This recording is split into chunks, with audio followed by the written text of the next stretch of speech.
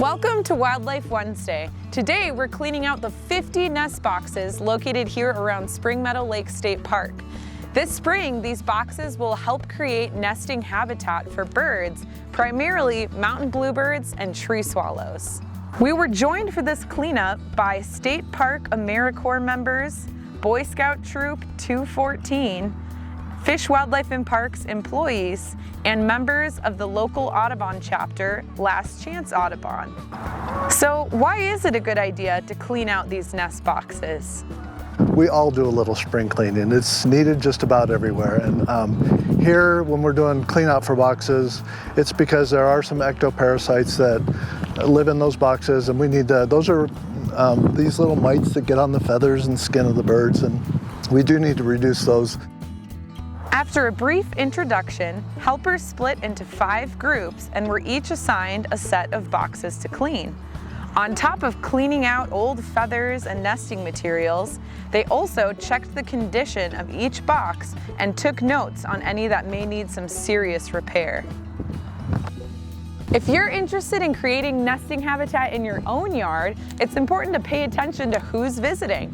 If you're getting a lot of robins, for example, maybe all you need is a platform with a little overhang for them to nest under. But if you are getting bluebirds, swallows, wrens, and other cavity nesters, maybe a nest box is the way to go.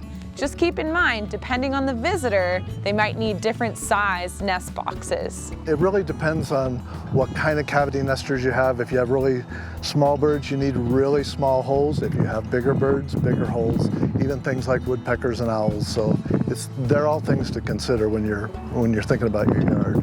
Besides helping to create nesting habitat, there are many ways that you can help migrating birds this spring.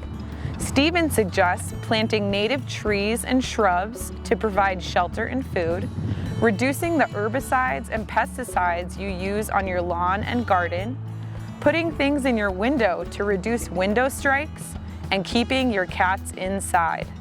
A final bird-friendly tip is one that you may not have thought of before. The only other thing that I would recommend is that for all you morning folks is that you drink bird-friendly coffee. People don't realize that when these birds come back to Montana, they're just coming to visit. They don't live here year-round, a lot of them. A lot of them move to Central and South America, where a lot of these coffee farms are.